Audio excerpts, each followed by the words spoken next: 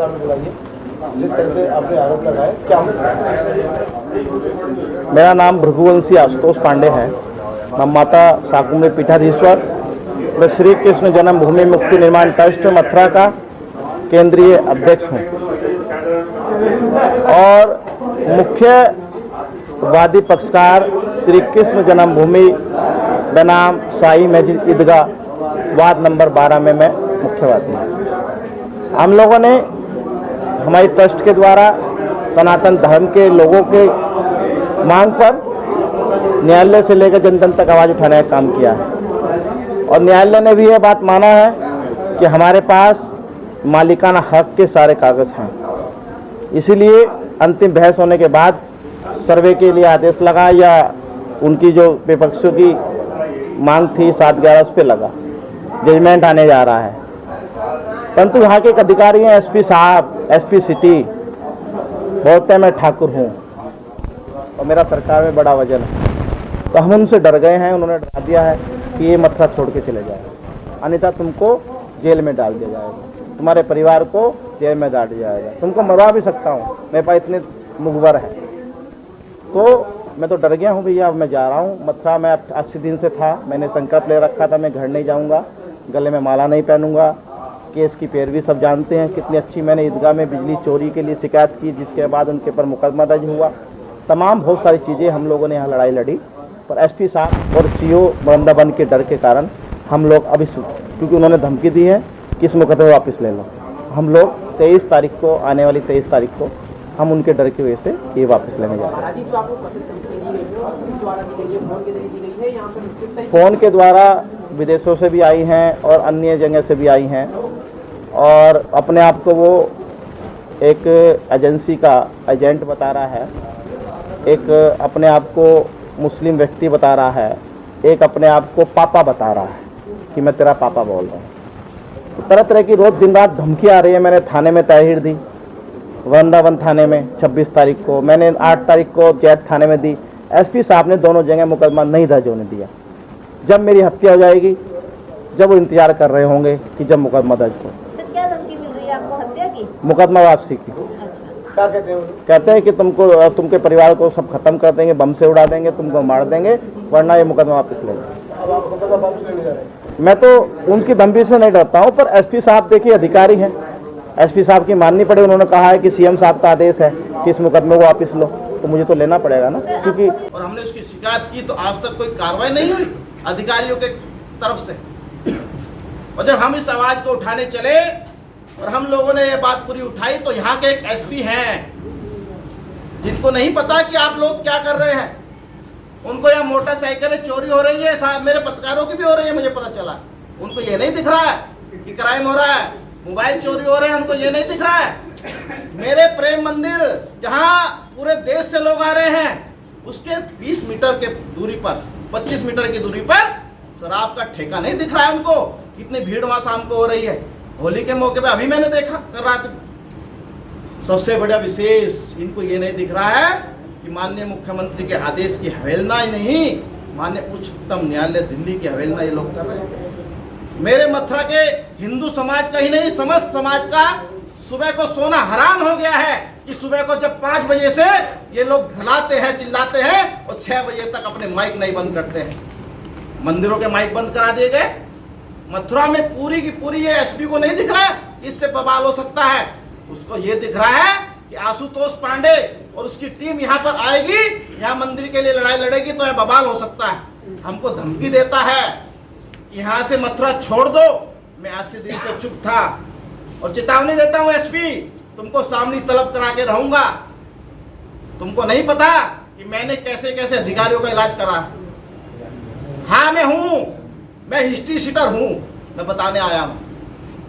मैं पेशेवर history sheeter नहीं हूं, मैं एक धार्मिक लड़ाई की लड़ने वाला धार्मिक हिस्ट्री शीटर हूं और मुझे गर्व है मेरे ऊपर 100 मुकदमे और हो जाए, मैं डरने वाला नहीं हूं। और जिस मुकदमे की आप बात करते हो उस मुकदमे का चिट्ठा लेके आया हूं। 22 के 22 मुकदमे, आज तक एक भी मुकदमे में मेरे खिलाफ चार्ज नहीं बना है। कोई मुकदमा माननीय उच्च न्यायालय से स्टे हुआ है तो किसी में अंतिम रिपोर्ट लगाई गई है और किसी को फर्जी पाया गया।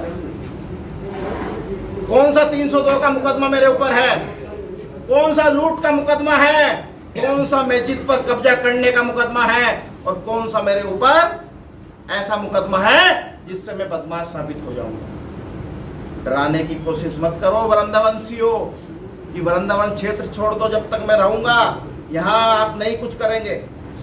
26 मुकदमे प्रशासन लिख के दे रहा है कि मेरे और मेरे परिवार की ओर से नियमानुसार न्याय प्रिय जांच करने के बाद, साक्ष्य के बाद चार्जशीट न्यायालय में भेजी गई। जो 26 मुकदमे चल रहे हैं, क्या वो विपक्ष है? दबंगों के द्वारा गाय की लड़ाई लड़ने के ऊपर 2007 में उसका ये मुकदमा पंजीकृत हुआ है, जिसमें भी पुलिस ने उस समय सपा की गवर्नमेंट थी, बसपा की गवर्नमेंट आ गई थी, सपा और बसपा के तालमेल के कारण ही मकान में आग लगाई गई थी और वह कोर्ट ने इस मुकदमे को स्टेट के रूप में दर्ज किया। ये भी आज विचाराधीन है। इस मुकदमे के अभियुक्त की जो चोट मारी थी मेरी माताजी के सिर पर, उसके कारण 10 साल बाद मेरी माताजी की मौत हुई। सबको पता है, कागजी कार्रवाई। ये मुकदमा मेरे ऊपर हमला होता है, 307 का दर्ज होता है, चार्जशीट जाती है इस मुकदमे के क्रॉस केस कराने के लिए। 323-24 का मुकदमा कोर्ट से कराया जाता है, जिसमें मैं बेल पर हूँ। ये प्रथम मुकदमा है 323-24। एक महिला हमारी दादी के समान 70 साल की बुढ़िया मेरे ऊपर बलात्कार का मुकदमा लिखाते हैं 2010 में बसपा की गवर्नमेंट के समय में, क्योंकि मैंने गौ व माता की लड़ाई 147 मुकदमे में रिकॉर्ड, पुलिस के रिकॉर्ड में मैं सरकारी गवाह हूँ। अब मुसलमान क्या कराएंगे, किसी को तो पकड़ेंगे ना। एक बुढ़िया के द्वारा मुकदमा दर्ज कराया जाता है, बलात्कार का मुकदमा दर्ज कराया जाता है। और देखिए कितना बड़ा अपराध इस यूपी में उस समय हुआ बसपा की गवर्नमेंट में, कि बसपा बलात्कार जैसे केस में चार्जशीट बिना गिरफ्तारी के न्यायालय में भेज दी गई।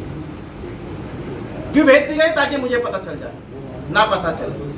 2019 में जब वारंट आता है, जिला परिवर्तन होता है मुझे बनने के सामने, तो हम लोगों को वारंट का पता चलता है, माननीय उच्च न्यायालय जाते हैं, माननीय उच्च न्यायालय पूरा का पूरा स्टे कर देती। क्यों करती है? क्योंकि हमने माननीय न्यायालय से कहा कि माननीय न्यायालय में दोषी हूं तो मेरे साथ 4 लोग और दोषी हैं। उस समय की मुख्यमंत्री मायावती जी दोषी होंगी, उस समय के गृह सचिव दोषी होंगे, जेल अधीक्षक और जेलर दोषी होंगे, क्योंकि मैं जिस मुकदमे में बरी हो गया हूं उस मुकदमे के एक वारंट में मैं जेल के अंदर 31 तारीख को था और 6 तारीख को बाहर आया था और बलात्कार हुआ 4 तारीख में। और यदि हेलीकॉप्टर देने का काम करता है मुख्यमंत्री, तो गृह सचिव ने अनुमति दी तो वो दोनों दोषी हुए।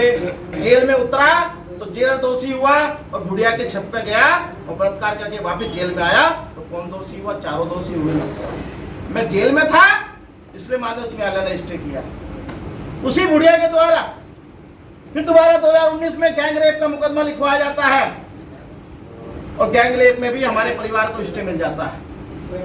फिर उस बुढ़िया के द्वारा एक मुकदमा और लिखवाया जाता है कि फिर मुकदमा हमने बलात्कार कर दिया, तो पूरी सीसी कैमरे की पुलिस की रिपोर्ट आती है कि हम लोग सीसी कैमरे में। ये षड्यंत्र है या अपराधी मुकदमे हैं? मैं पूछना चाहता हूँ एसपी साहब, मेरे ऊपर मुझे जिला बदल किया गया 2007 की हमारे पर गुंडा लगाकर 4 मुकदमों में मुझे जिला बदल करने के लिए गुंडा लगाई गई, परंतु हमारे कमिश्नर साहब ने 20 ही दिन में उस मुकदमे को डिसाइड करके कहते हैं, मैं आप सबको पढ़ के सुनाता हूं कि आशुतोष पांडे एक सामाजिक व्यक्ति है। जो मुकदमे दिखाए गए पार्टीबाजी में दिखाए गए हैं, कोई अपराधी पेशेवर मुकदमे नहीं है, इसलिए इनको बाइज्जत बरी किया जाता है। ये मुझे कमिश्नर साहब लिख के दे रहे हैं, सरकार के कमिश्नर है, मेरे नहीं है।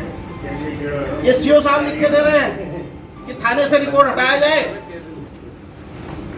एक मुकदमा लखनऊ में सपा की गवर्नमेंट में होता है, एक अयोध्या में होता है, दोनों इसी को एक साथ कर दिए जाते हैं और दोनों में अंतिम रिपोर्ट 7 एजेंसियों ने जांच की, दोषी नहीं पाया।